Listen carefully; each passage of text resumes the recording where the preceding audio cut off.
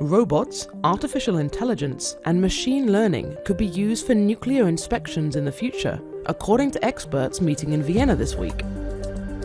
As the world's nuclear watchdog, the IAEA is responsible for verifying that nuclear material is not diverted from peaceful uses to make nuclear weapons.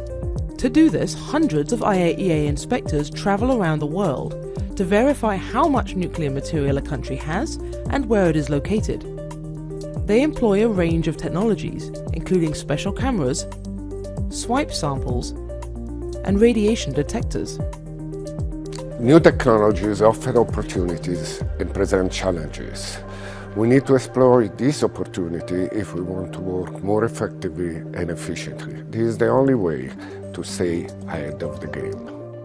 To fulfill its mandate, the agency needs to continue to take advantage of the newest technology, according to nuclear inspectors and innovation experts.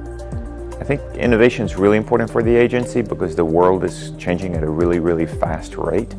And so we need to think about what we're doing. What we're doing really matters, so we need to make sure we get it right.